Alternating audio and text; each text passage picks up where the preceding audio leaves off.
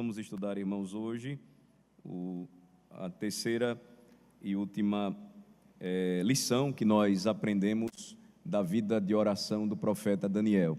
Primeira lição é que Daniel, ele sempre fez as suas orações com princípios muito claros. A sua oração era baseada em princípios, de modo que assim ele dirigiu a sua vida desde cedo.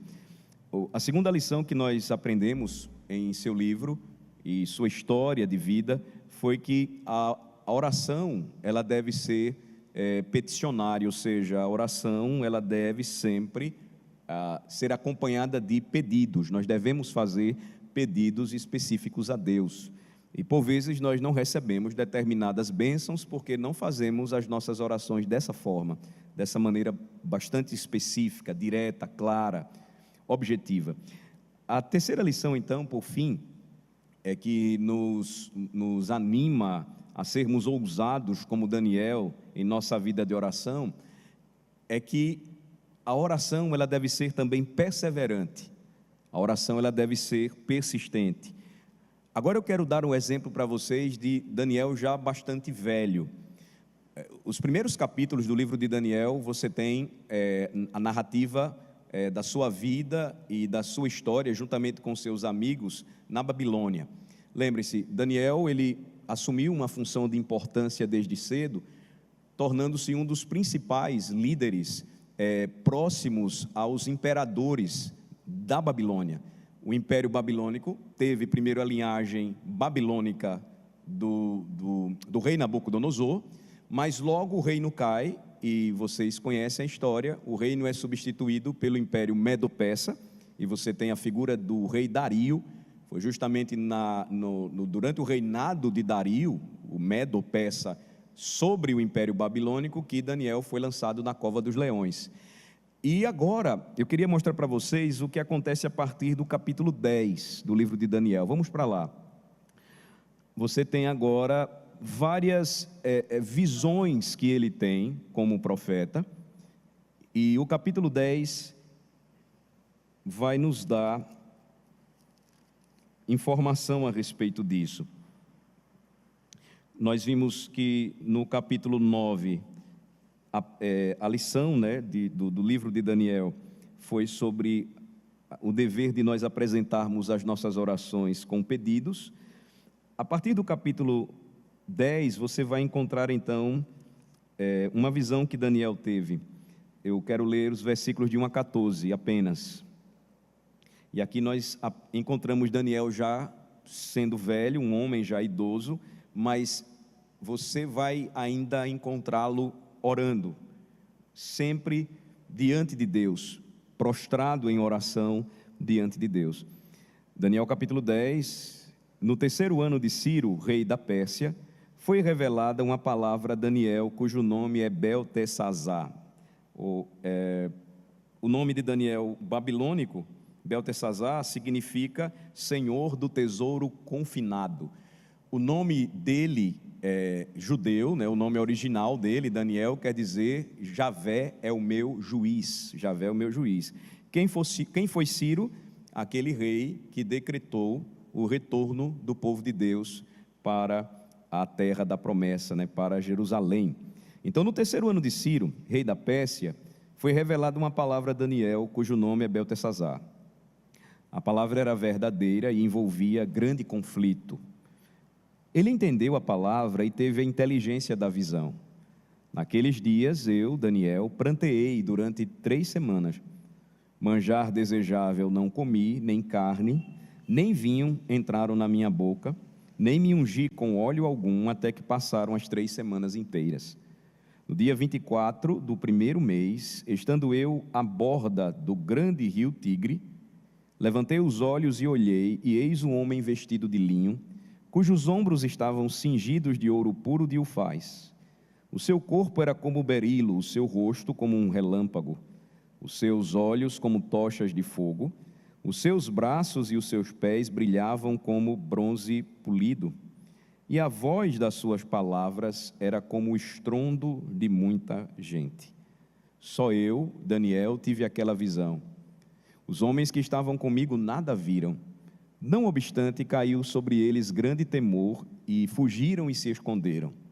Fiquei, pois, eu só, e contemplei esta grande visão, e não restou força em mim. O meu rosto mudou de cor e se desfigurou, e não retive força alguma. Contudo, ouvi a voz das suas palavras, e, ouvindo-a, caí sem sentidos, rosto em terra. Eis que certa mão me tocou, sacudiu-me, e me pôs sobre os meus joelhos e as palmas das minhas mãos. Ele me disse: Daniel, homem muito amado, está atento às palavras que te vou dizer. Levanta-te sobre os pés, porque eis que te sou enviado.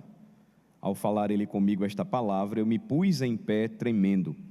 Então me disse: não temas, Daniel, porque desde o primeiro dia em que aplicaste o coração a compreender e a humilhar-te perante o teu Deus, foram ouvidas as tuas palavras, e por causa das tuas palavras é que eu vim. Mas o príncipe do reino da Pérsia me resistiu por 21 dias. Porém, Miguel, um dos primeiros príncipes, veio para ajudar-me, e eu obtive vitória sobre os reis da Pérsia.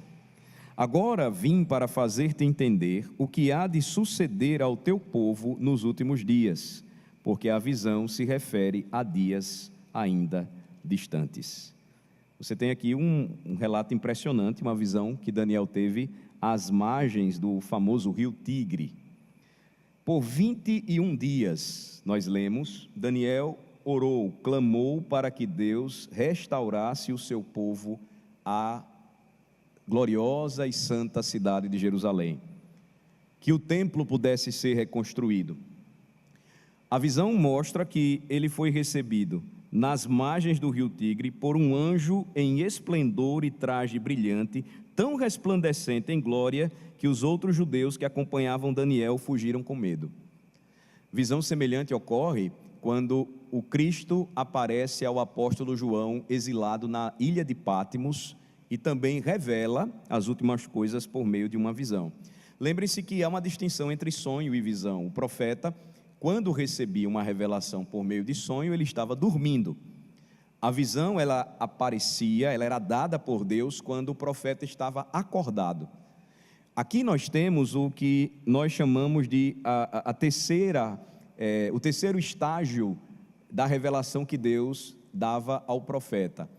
O primeiro estágio era quando o Senhor, ele aparecia, se revelava ao profeta por meio de sonho ou visão. Foi o que aconteceu com Daniel.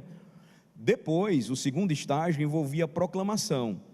Nesse caso aqui nós não a temos, mas em outras situações você tem o profeta recebendo a visão e indo falar para um povo, para o povo de Deus ou para uma outra nação, como no caso de Jonas, que foi enviado para Nínive. O terceiro e último estágio da revelação, quando Deus dava para o profeta, é o que nós temos hoje aqui, o livro de Daniel, com o registro dessa visão que ele teve no capítulo 10, ou seja, ele registra o que Deus revelou para que as futuras gerações conhecessem a verdade de Deus. Então, o que é que acontece ali às margens do rio Tigre? O anjo, ele fez uma declaração impressionante a Daniel.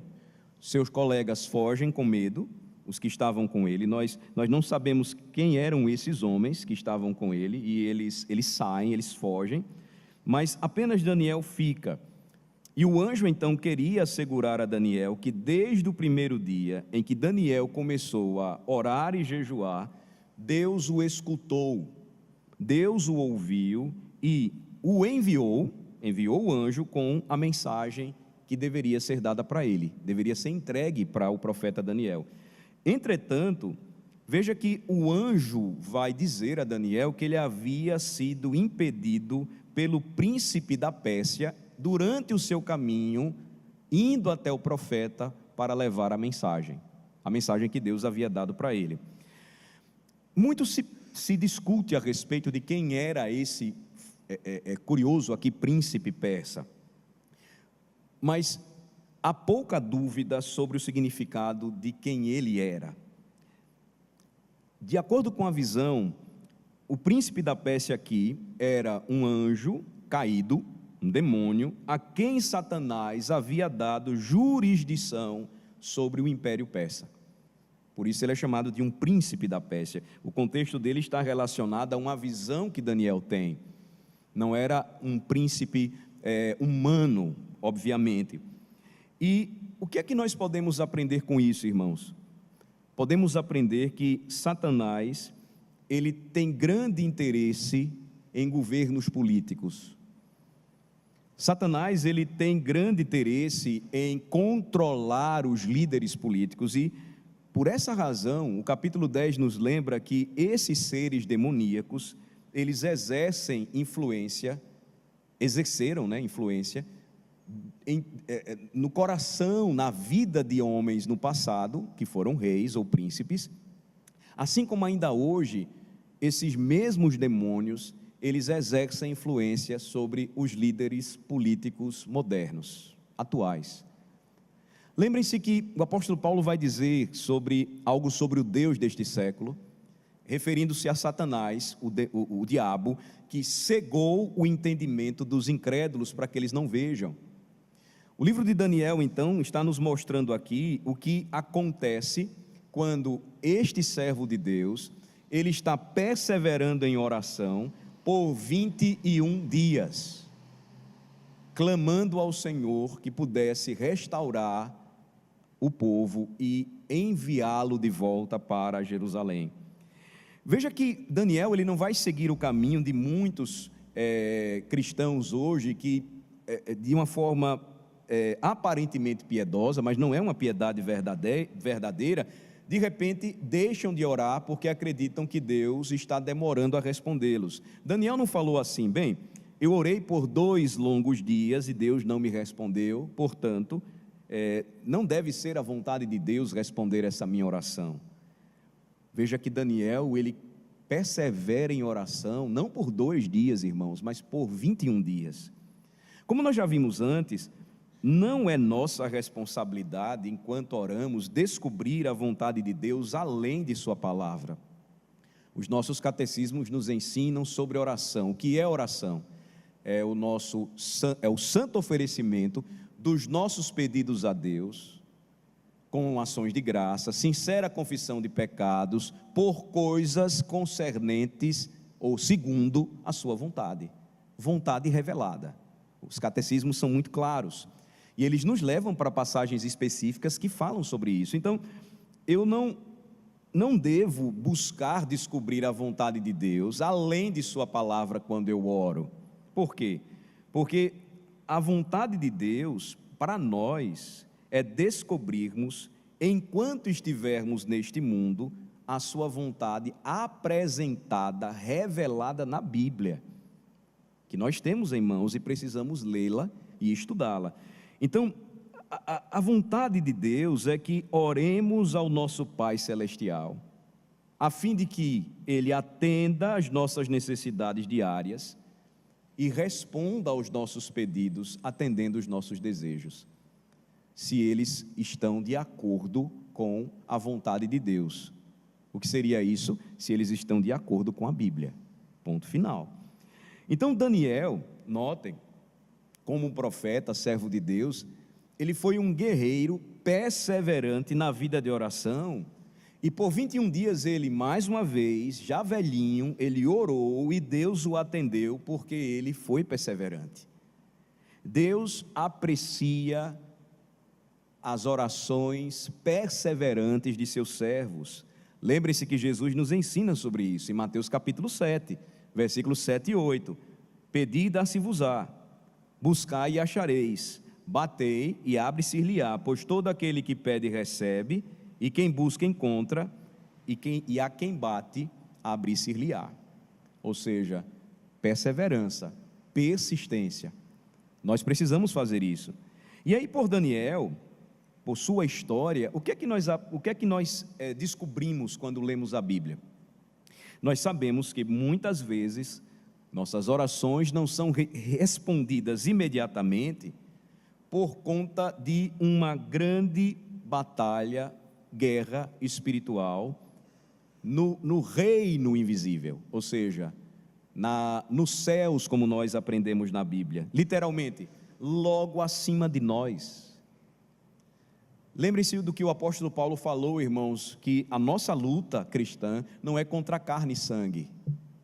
Então, quando eu olho para alguém que odeia a fé cristã, quando eu olho para alguém que se coloca como inimigo meu, porque eu sou crente, o apóstolo Paulo me ensina a enxergar além, não pensar que a minha luta é contra aquela pessoa, mas é contra principados e potestades, ou seja, o apóstolo Paulo fala de um reino espiritual, contra os dominadores, ele diz, deste mundo tenebroso.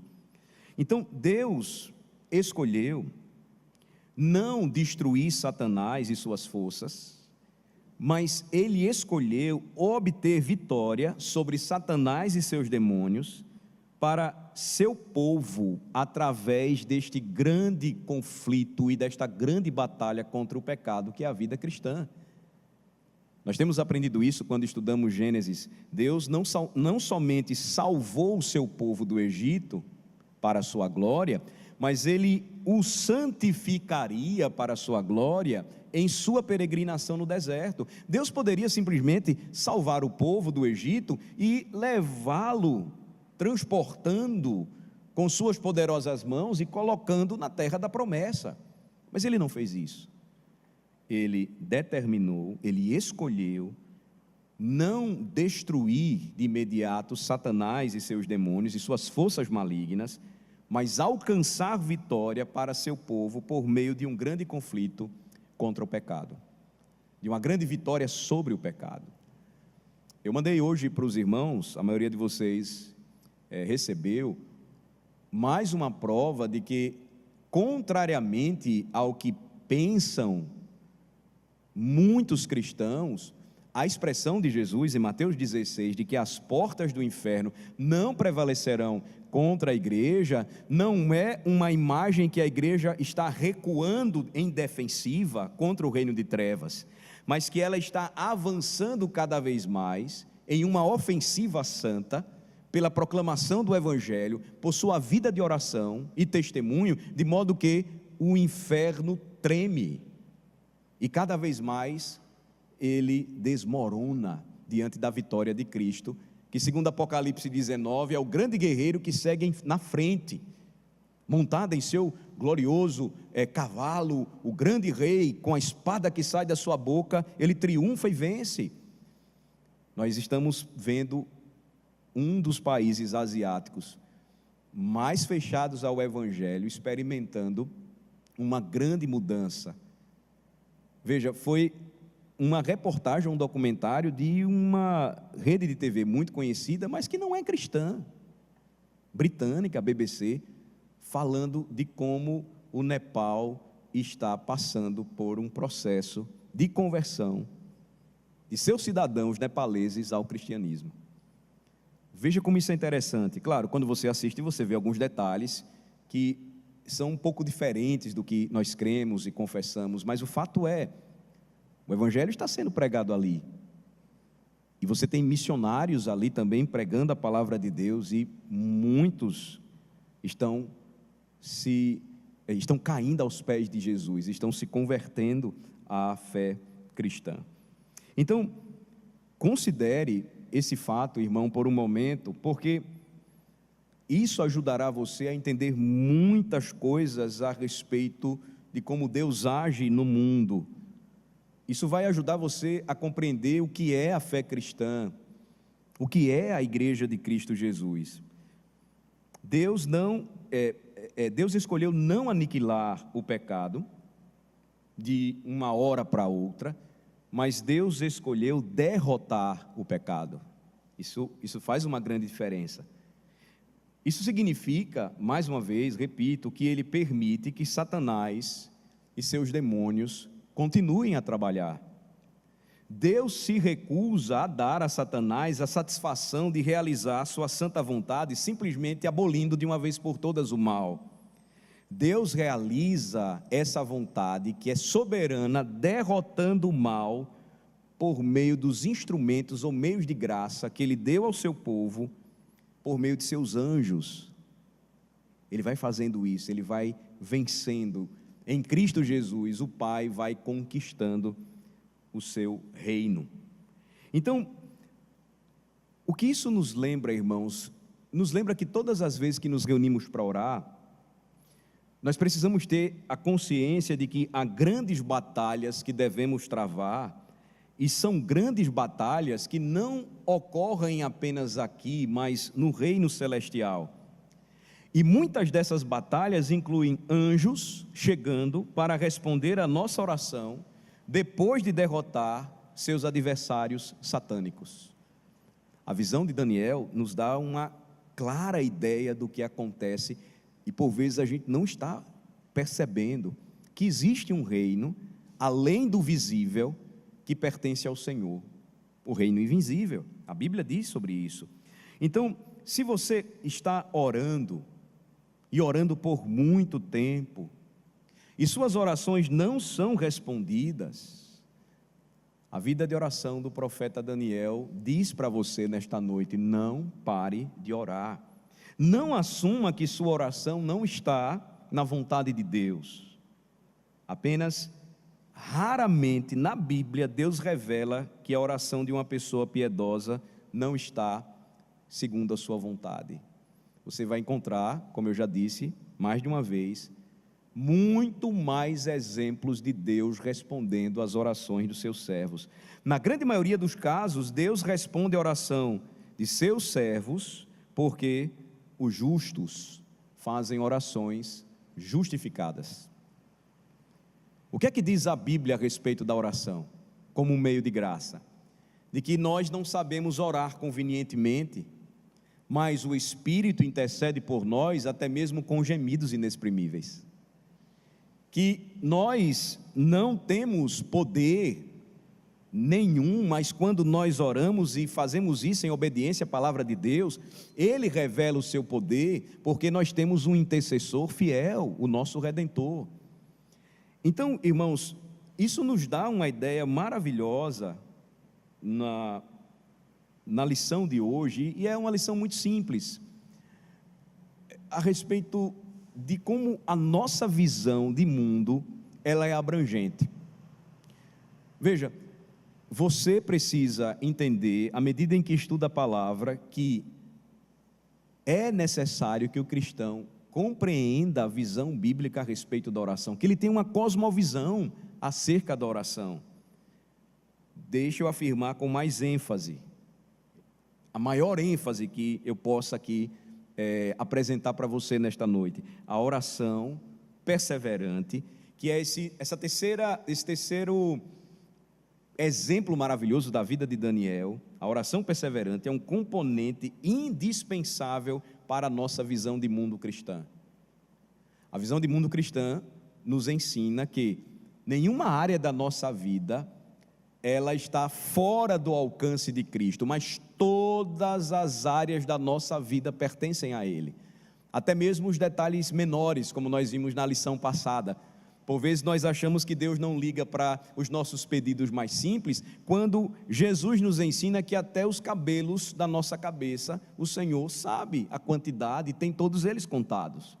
Então, a oração perseverante, meus irmãos, é um componente indispensável da nossa cosmovisão cristã. Vamos para o Evangelho de Lucas agora, para fazer uma comparação final. Evangelho de Lucas, capítulo 18, por favor. Você tem aqui a parábola que Jesus contou do juiz iníquo, do juiz mau.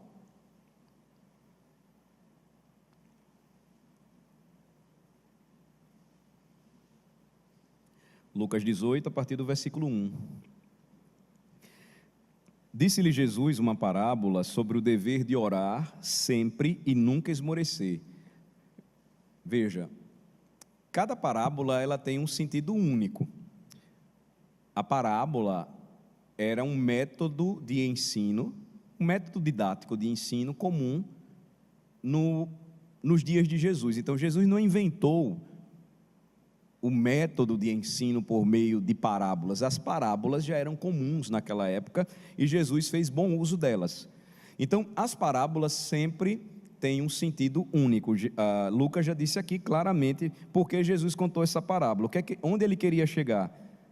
Ele queria ensinar sobre o dever de orar sempre, ou seja, o dever da oração perseverante.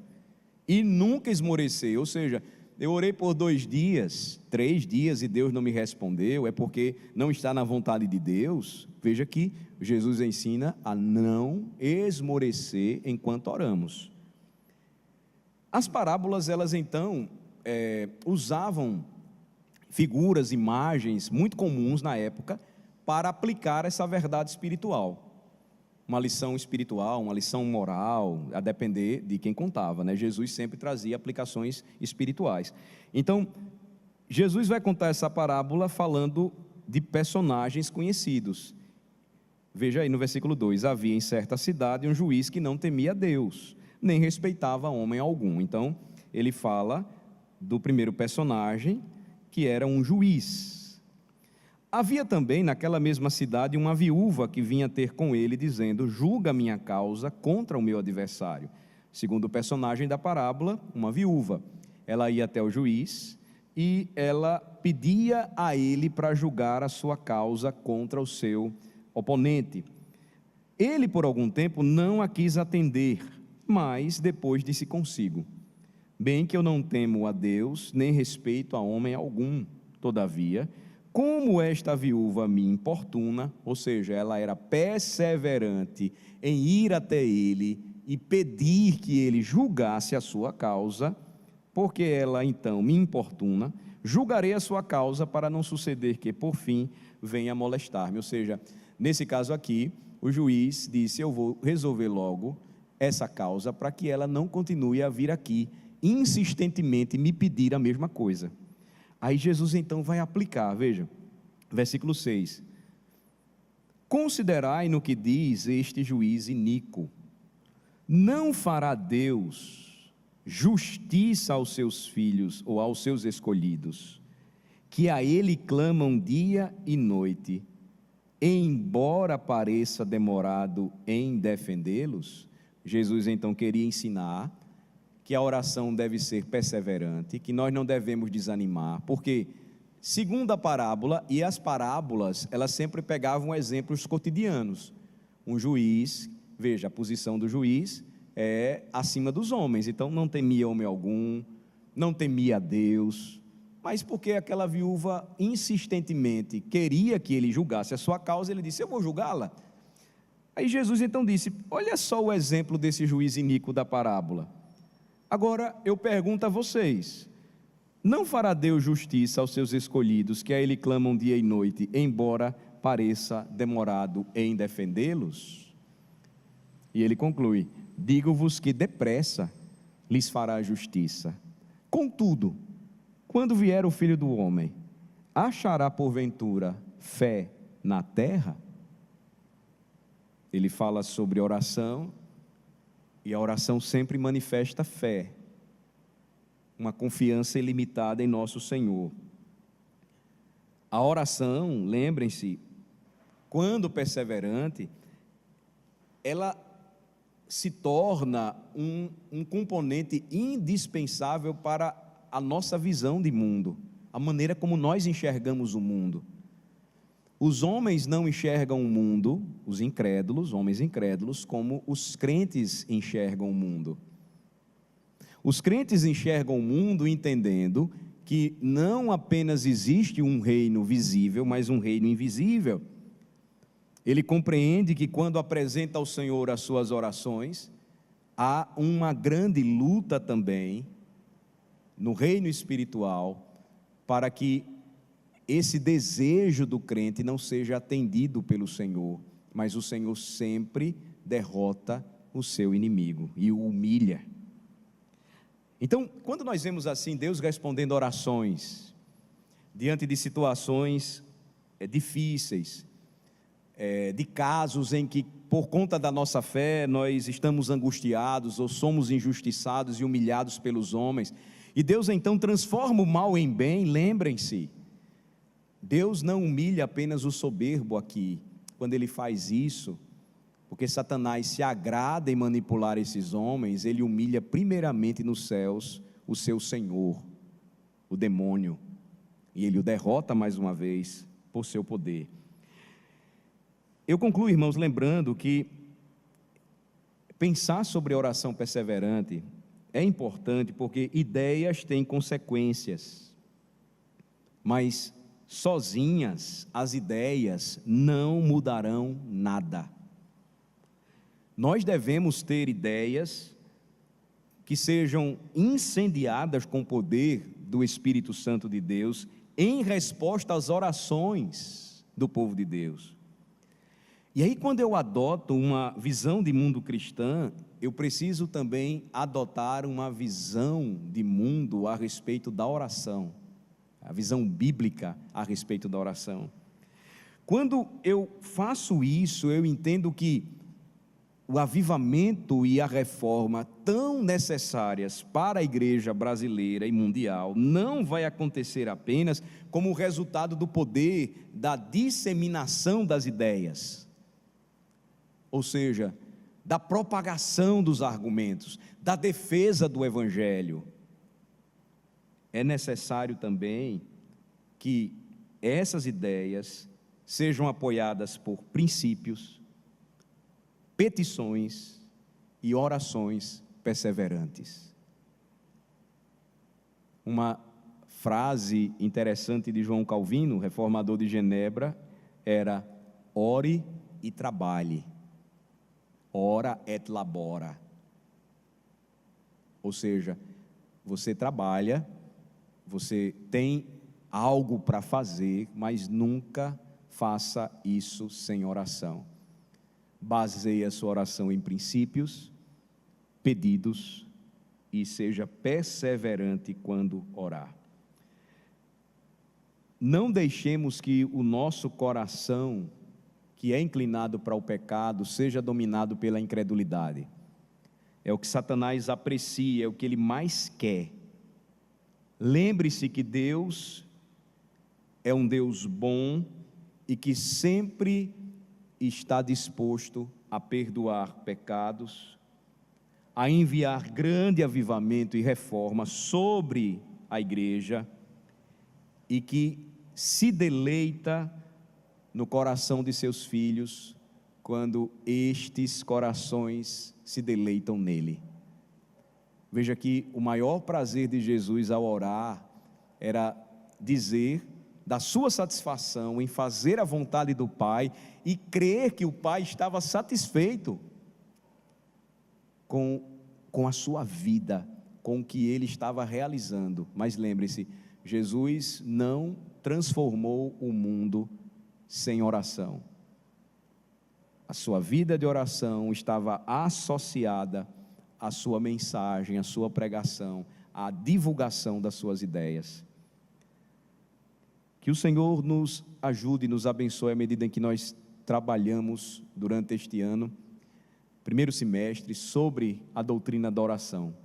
Que o Senhor aplique as lições que nós estamos recebendo da palavra de Deus e que Ele transforme a maneira como nós oramos.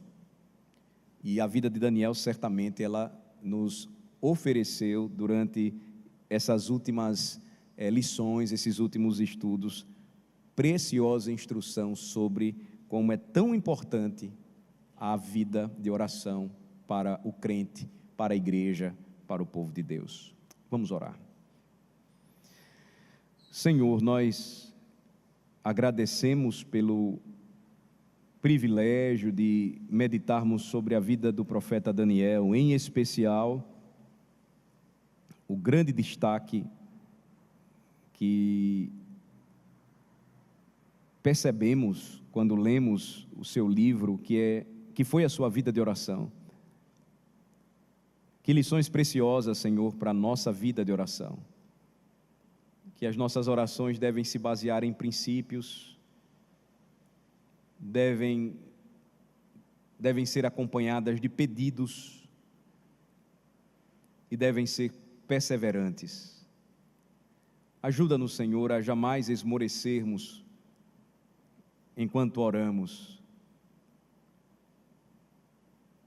Ajuda-nos, Senhor, a entender o que envolve tudo o que fazemos aqui quando oramos. Satanás não se agrada de nada disso. Quanto mais Satanás esvaziar as reuniões de oração, para ele melhor. Ele não tem interesse que o teu povo, Senhor, que nós nos reunamos para orar. Mas quão grandes bênçãos o Senhor derrama sobre a tua igreja quando esta ora, buscando ao Senhor, desenvolvendo a sua visão de mundo segundo a Bíblia e entendendo que esta cosmovisão precisa também envolver a vida de oração.